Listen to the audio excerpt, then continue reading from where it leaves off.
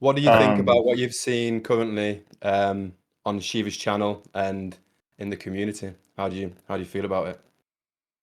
oh, it feels good. Yeah, it's a good energy and open energy. And I get Shiva, are you following Sadhguru? Is that right? Yes. Okay, so this is a clear example. This is a clear case. I am a sadhu for 7 years continuously. I have a YouTube channel, many people interested about me or what I say. I following a reliable teacher. The same with Shiva Kailasa is following a reliable teacher, taking refuge in a reliable teacher. So we don't have any problems between us because what we are looking towards is far above us.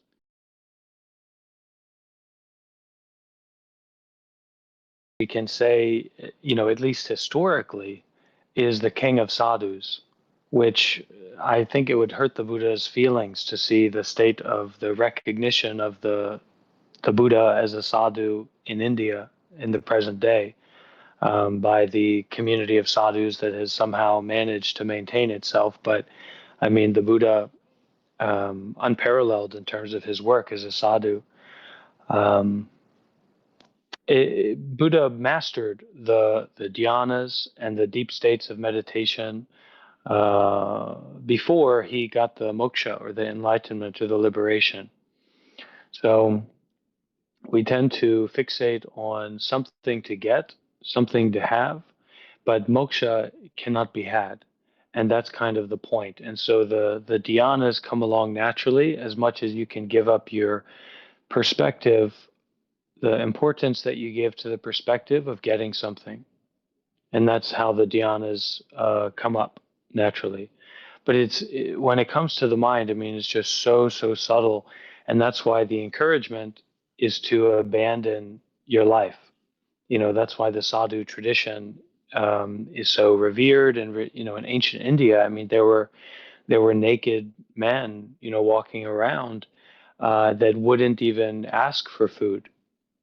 They wouldn't ask for anything. And the culture, the society was so sensitive to the kind of brilliance of what they were doing that they would be able to continue living their life.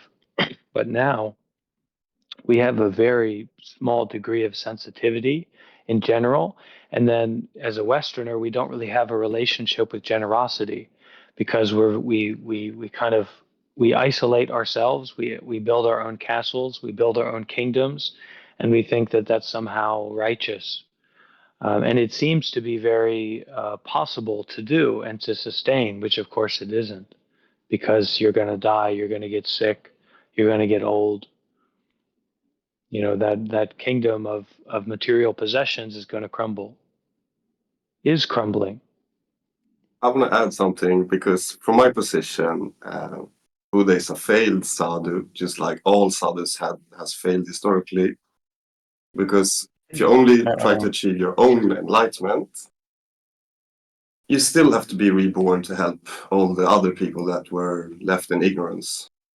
And the only real achievement is collective enlightenment, and that should be the real priority, not enlightening yourself. Well, once we start to realize and experience how difficult it is to even broach the subject of what enlightenment is or what that might imply, um, you to talk about collective enlightenment may be distracting from the personal and internal work. Um, but in terms of the sadhu tradition and the great sadhus like Sadhguru, it's not just a matter of him being enlightened and enlightening other people, or, though maybe that's a main matter, but it's also a kind of compassion. So most sadhus or most renunciates or most yogis don't get enlightenment, but there are still many women and children and elderly people and people in need that are there. And the Buddha or Sadhguru's compassion is such that that pervades into everything.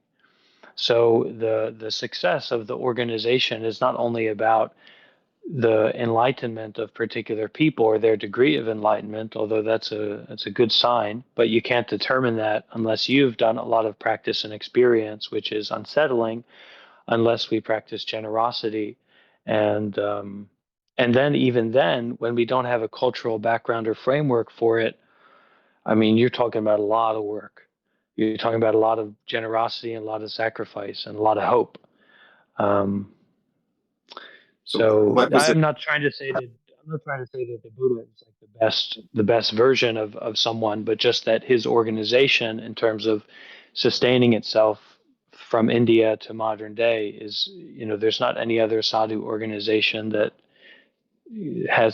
done anything like that. You know, it's like comparing the Mother to be Ganga fair, Buddhism to was just as a puddle. isolated as other sadhus until China made them go into exile from Tibet. That's when Buddhism got international.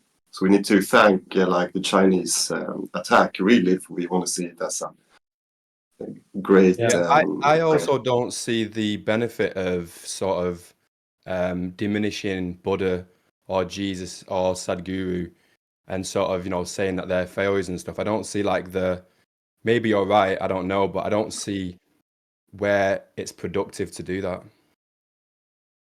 Because a lot of our psychology is based in primitivism.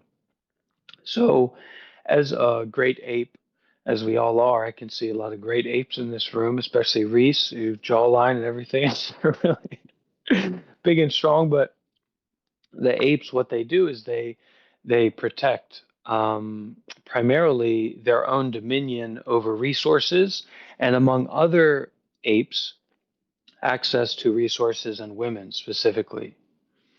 So, a lot of our psychology is about controlling access to resources and controlling access to women.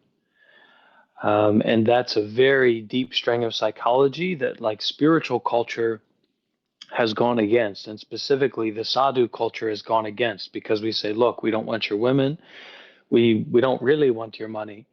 It can be used, but that's not what we want. That's not what we're here for. And then these community structures can come out from that are very sustainable. Whereas when you're trying to have control over resources or women, especially, it's not a sustainable way. You know, there's always war, there's always conflict for the next alpha. And you can see in the primates, I've noticed that the primate that's like the alpha of that group will actually have special characteristics, like physical characteristics. So it's a evolutionary. It's been happening for a long time, is what I mean. Jay Hanuman. Well, I just want to say that talking about the process of enlightenment, I also don't believe in that. I believe in collective enlightenment now. Everyone is enlightened. But then there is definitely a process of attaining a culture aligned with that enlightenment, creating habits of generosity to focus on giving and not having expectations of what to receive. But there's really no point in delaying the ultimately what is the simulation of imagination to delay that everyone is fully enlightened. That doesn't serve anyone.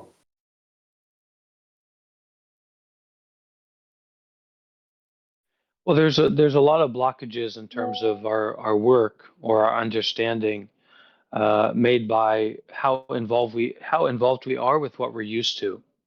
So as much as you can give up what you're used to and go outside of what you're used to, you can be more clear about your actual position. And kind of the soul framework that we're trying to use here is that this isn't just about this life, but it's many past lives and, as you say, other lives as well. So until we can defragment our involvement with our privilege or with our conditions or the way that things seem to be going, we our psychology won't be very based in the practicality of the situation. It'll be more based in the unfragmented crystalline structure of our past involvements and also the involvements of other people. And so, like what you were talking about with destruction, I've worked with that as well, or I've thought about that as well. And it's a better word, I think, for us is dissolution, right? So it's kind of the dissolution of that which is already not impermanent but appears.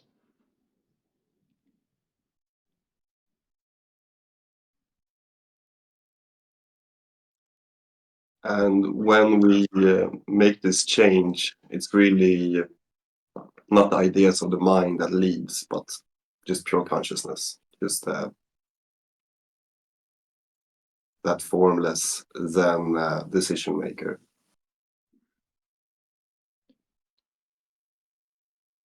And all the religious traditions we have, they're beautiful artwork, spiritual entertainment, lots of wisdom that we can enjoy and share as value in our culture. But ultimately, what's leading is just awareness.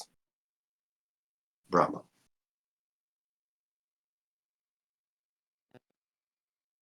Hi, Shiva. Nice to see you here. Thank you for having us. Yeah, namaskaram. Namaskaram. Can you turn your camera horizontally so we can see the view better? Me? Oh, is it? Yeah, both of you, actually. Perfect. Oh, look at that. Yeah. Do you mind if I'm recording this? Not at all. So tell us, where are you from? Where are you a bhikkhu? You a Buddhist? Yeah, I'm a bhikkhu. Where are you living? Well, I'm in LA now, but I don't stay around here. I don't stay much in America. Most of my work is, well, a lot of my work is actually geared towards Western people, but a lot of the supportive conditions to continue doing my work is in Asia, yeah, with the Asian peoples. How did you find my YouTube channel, and what made you decide to join the Discord? It was recommended a few times. So I just took a listen. I said, "Oh, that looks nice." And I saw someone left a comment. They said, "I deleted Discord." And then I said, "Oh, we must have a Discord." So I went and took a look. I'm a big fan of Discord, and so I'm happy to see that you have one here. Thank you for joining us. Your scene looks so trippy. I don't know. Should I refer to you as Swami Turbo or Swami Anand or You can say Turbo Bhagwan. Turbo Bhagwan? Your whole setup is very. I like it. Bless man, bless man. I like how these datura plants turn out to like floating hearts. Like the leaves from my, not datura, sorry, monstera. How did the Thank you, sir. conversation when I came in? You was talking about how conflict doesn't come to any sort of resolution, and that was something that it seemed like I'd been, and also it seemed a little bit like you, Turbo, especially in the general chat. It does seem like you took my approach slightly as well, where you're just sort of like a bull in a china shop and just sort of trying to destroy everything around you. So I'm just interested to know how that conversation sort of got sparked, and what I don't want to pronounce your name wrong, but is it Bante? Yeah, Bante. Bante. I'm just interested to know what his thoughts are on, and maybe we can elaborate and go into that a little bit more detail, because that's super interesting for me and part of my journey right now. Yeah, so the destruction is mainly about control. And as much as you are giving things up according to your wish for control, that's about as negative a form as generosity as is possible. It's really it's transactional. I don't even know that subtly about it, but that's not the way you want to practice generosity. And especially the destruction kind of has this notion of a vacuum. But space or emptiness is not vacuous in the spiritual traditions. And Sadhguru, is kind of the master of that. That it's just there's so much there, right? And so this idea of destroying keeps you away from giving up what you have to go on the path that has already been established, right? And so that path is not just in quote unquote spiritual tradition, but it's in an infinite memory timeline of human beings and non-human beings and spatial systems, etc., celestial systems. So that idea that a lot of some for better or worse. I mean, some people make really bad decisions, some people make more balanced decisions, but it really can keep you away from making use of what's already there for generosity to go along with the path. And it doesn't really work. You know, that destructionism, it's not sustainable. Your body and your mind will not be sustained by trying to destroy things or people or places or situations. It's more like a communication. And so that intention to give opens the door of communication. So as much as you have already, that's how much you can give. And then as much as you give that, that's how much communication can take place, and mutual support can take place as well. Um, but the American position is like the king alpha of the world. And then as you know, as a white man or as white men, we're kind of in that lineage, and we don't want anyone to tell us what to do. You know, we want to be in charge. We think that our position is the most accurate or the most practical position. And to start stepping away from that in a practical way, not in terms of a, you know, you become so excited or confused about it way, because that has nothing to do with it, actually, even though it's very intriguing and stimulating. That has nothing to do with it.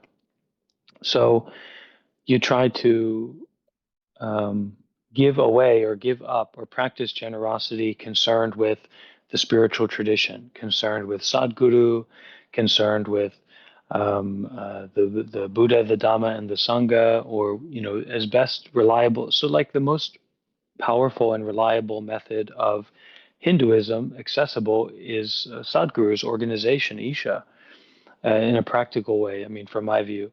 And for Buddhism, you know, there's a lot of different avenues, but Buddhism in general is still the overarching ruler of these countries. So if you go there, you'll get connected, you know, slowly.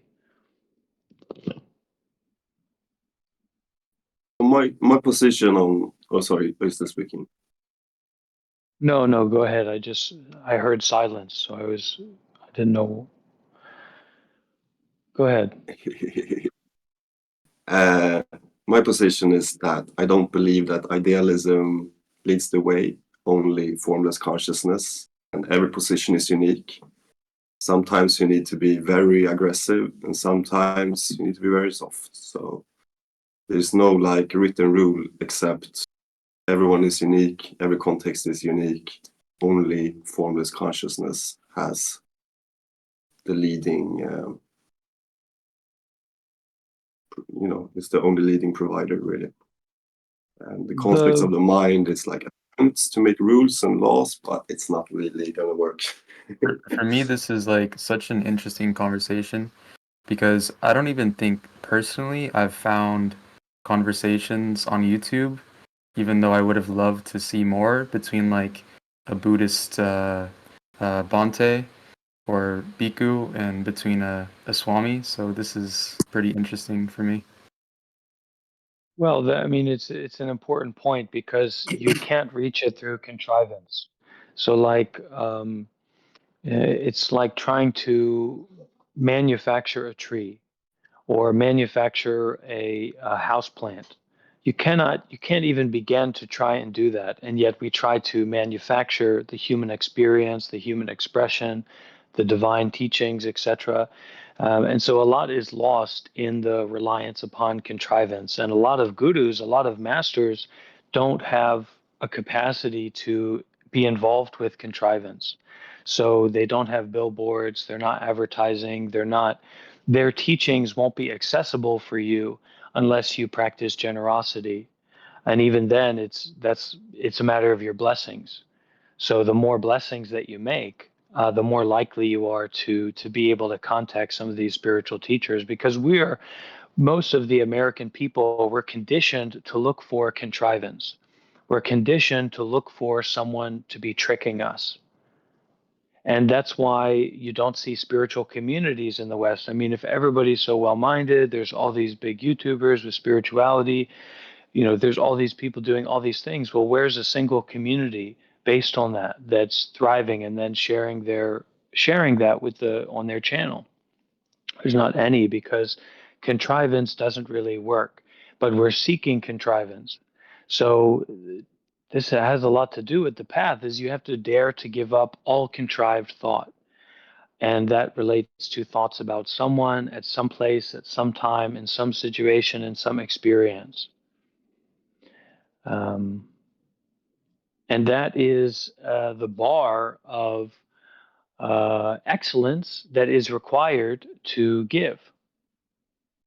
Because in the primal view, you don't go around giving things to other people. You go around taking things or keeping a hold of what you have. As much as we can be generous, we can live together in community. We can plant trees and do a lot of different things like that. Bante, how long have you been a monk for? This is 7 years continuously, to be as the bhikkhu.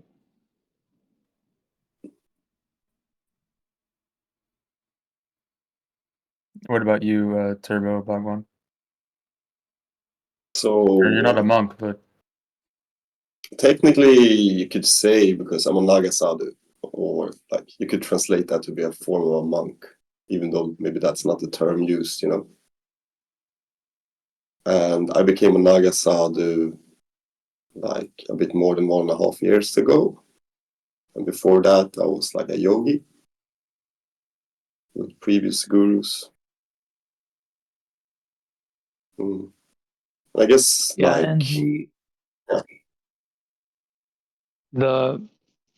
the one of the biggest problems we have in terms of spiritually developing is that we if we can see it, we think that we can get it, or if we know about it, we think that it's ours, or that it's subsequent to our thinking about it.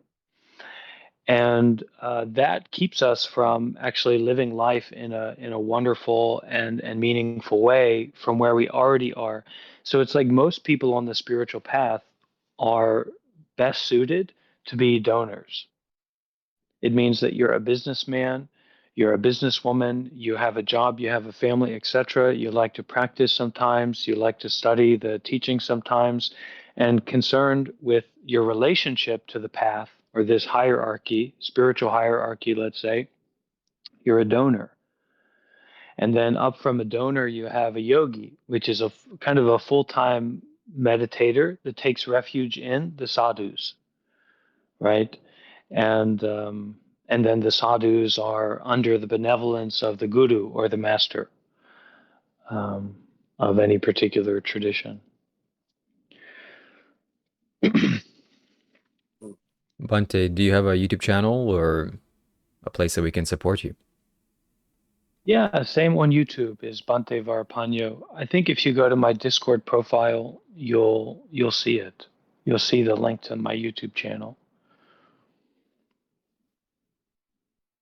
But most of my work now is in a personal practice and following my teacher. So as much as I've built up my YouTube community, I've also kind of torn it down. So, and that's in some sense that's a choice that I've had to make. Is that ultimately do I want to be involved with people um, as a symbol, or do I want to use being involved with people as a symbol to be free of symbology?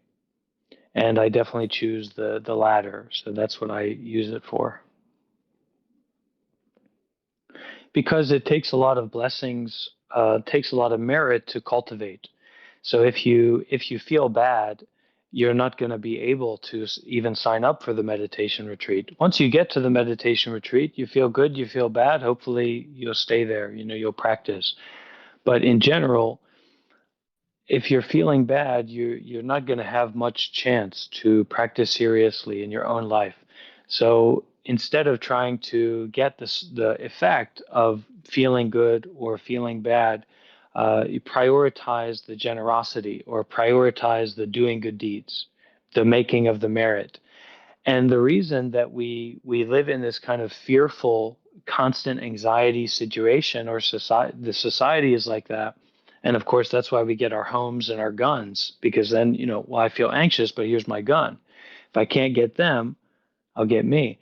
So it's a difficult situation, because we don't have the teaching about making merit. We don't even we're not being taught in the schools or in the society that, look, if you want to feel good, what do you have to do? You have to do good. And that mainly for each person, any human being, is to question, well, what is good, and especially what is doing good. And then you find that out. And there's a lot of good resources for what to do. We'll go and donate to a monk or a sadhu or a teacher. Go and volunteer somewhere. Go and take yourself for a walk. Go and listen to some inspirational talks from Sadhguru. And in that moment, it's not about if you feel good or you feel bad, because you're doing what is good. And you know that you're doing what is good. So you sit there and you shut up and you focus and you do good. Right? And that's one of the main doing good resources that we have, is listening to inspirational talks or Dhamma talks. And they do invite us and they do inform us, but the listening itself is what's good. So, and they know that. So that's why it's very helpful to listen to them. What's the hardest part about being a monk? Oh. Well, you can't have a gun. You're not allowed to have a gun. You should be a sadhu. You can have But as no we problem. were talking about before, I mean, guns don't work anyway. So that's not a resolution. It seems like one, but it's not. So yeah, I guess, yeah, that's the biggest part. When the Chinese invade. What do you think about what you've seen currently on Shiva's channel and in the community? How do you feel about it? Oh, it feels good. Yeah, it's a good energy and open energy. And I get, Shiva, are you following Sadhguru? Is that right? Yes. Okay, so this is a clear example. This is a clear case. I am a sadhu for 7 years continuously. I have a YouTube channel, many people interested about me or what I say. Okay. I following a reliable teacher. The same with Shiva Kailasa, um, is following a reliable teacher, taking refuge in a reliable teacher. So we don't have any problems between us, because what we are looking towards is far above us. And even though the chirping and the ego or the whatever comes in, we're not taking refuge in that. We're taking refuge in the teacher, and that doesn't mean we think about that. It means we go in those ways. We practically go in those ways. And once you start to do that, that's when you can see that the frizzle frop of complicated, confused, negative thinking that seems to be onto something is irrelevant, because it's not related to the step-by-step practice of getting more involved and listening more and serving more. What do you think about that, Turbo? About the following Sadhguru in that way? I think it's valuable, but I don't think it's the ultimate refuge. I think the ultimate refuge is formless awareness. And we have a guru too, right, Reese? Yeah, We apparently so. found it. We feel like found a guru recently. Yeah, he's an interesting human being for sure. But how do you get to the formless consciousness without the guide of somebody who can show you the way? It's just a choice. You just look at the opposite side of the world of form and see, oh, here's the observer. Let's go, But as you say that This to is me, the, so it's just, I try and make the choice now. But I think you already made the choice. I think it's just the mind playing games that you didn't. But it's only the awareness that can make choices, really. And if you pretend that something else is making your decisions, you're just playing a trick on yourself. Turbo Bhagwan. So I know that Bhagwan means like God or something. Anand is like bliss. What is turbo? What does turbo mean? Yeah, so turbo means many things. It has the etymology from Latin, meaning a spiral. And a spiral has a transformative quality, and just like the Milky Way, it's connected to all aspects of reality. And then to modern day, the turbo engine is a catalyst.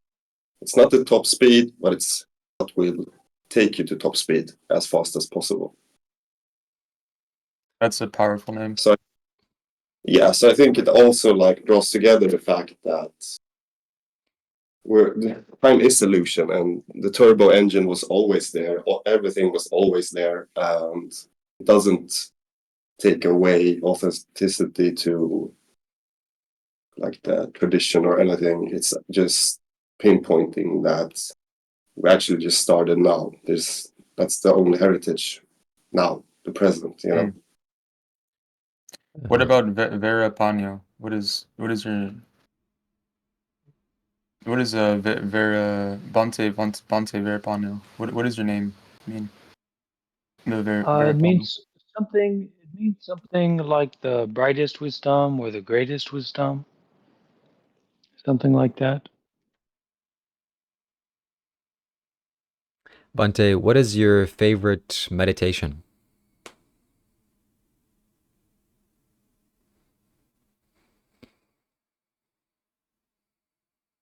Meaning technique or what? Technique, yes. Renunciation and generosity. So renunciation is when you give up yourself, and generosity is when you give up a part of yourself. And what I encourage and my favorite is for people to practice renunciation and generosity concerned with the Buddha, the Dhamma, and the Sangha. But I often recommend people to seek out Isha, especially Indian men, to seek out Isha and to try and get involved and to try and take refuge in that organization. How did you find Isha? Because it's not Sorry. because it's not a matter. It's a good point. It's beautiful.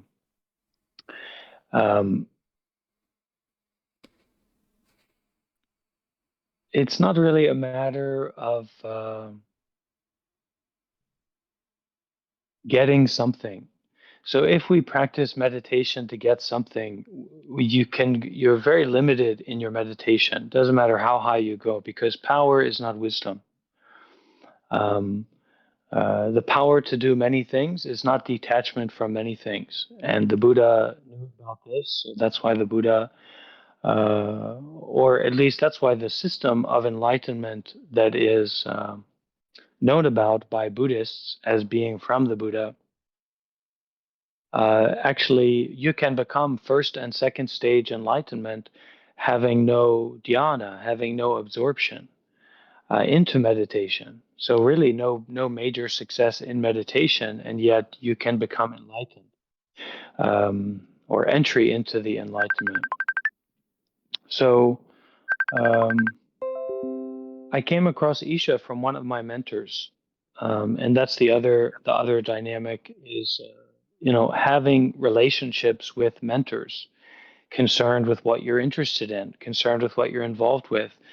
Our egos are so high that it's not a matter of you choosing. This is also why it's not a matter of a meditation technique. It's a matter of blessings, because you can't choose. It's an illusion of choice about your ego. It's not that choice can't take place, because it surely can, and it does, but that you can't choose, at least in the way that you think that you can. And that's why we like to be tricked, because we feel like we're making a choice, when actually you don't have a capacity to make that kind of choice. So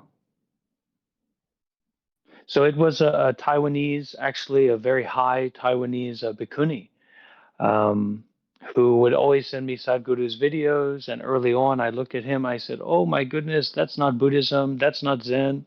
He's I didn't want to look too close because I didn't like that.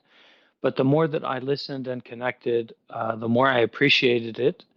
And, I want to, it's a part of my path to get closer to Isha, foundation, organization, and also Sadhguru. May his life be long. So I hope I will have time to join with him and see him. I recently met one of his disciples um, at the Plum Village Monastery in California, and it was very nice, nice man. Have you been to the Isha Yoga Center? I haven't. I guess I will try to go. Well, I'll be arriving in India in next month, so I'm hoping that Sadhguru will be there. I'm a little bit shy because they have which is necessary, they have the presentation of, like if you want to stay here and you're not initiated, you have to pay a cost and things like that. So I don't really believe in anything like that. And that's, I'm a sadhu, so I don't have the luxury of believing in those things. Sometimes you can practice like that, but it's not my belief, so I don't want to go from a wrong place, and I've tried to check with them and they're not clear about if that's acceptable or not. Um, so I just have to go there one of the days when it's suitable for me, when it's convenient. Something you mentioned about choice then. I understand what you're saying, but I guess when I enter my meditations in a lot of ways, one of the mantras that Sadhguru, one of the 5 rules is, I am responsible for everything. So like when I'm in a meditation, I let it flow through, but I also consciously respond to what's occurring as well. But I guess that would be a choice.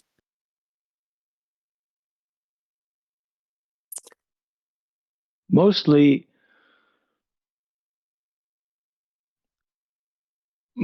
it's nothing in the way of release.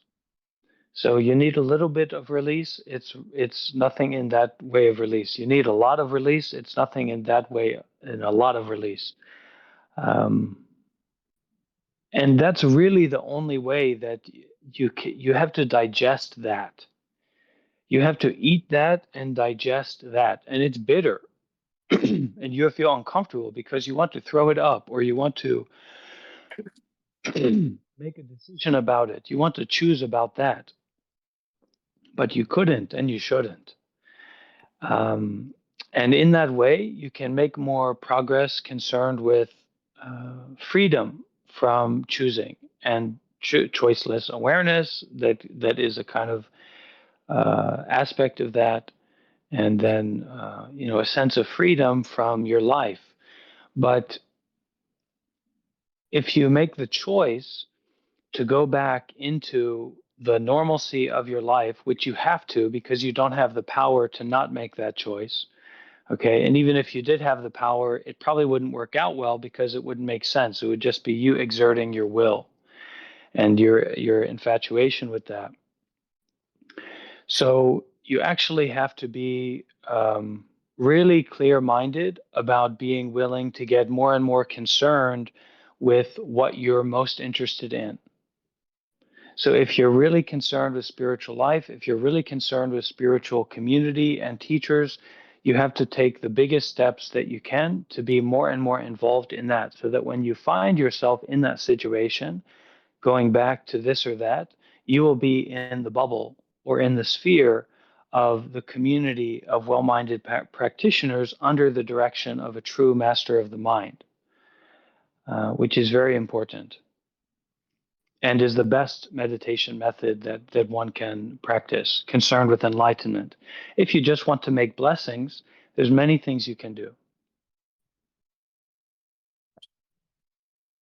But mostly they all have to do with this quality of giving without being convinced of anything and without the promise of you getting something from what you give.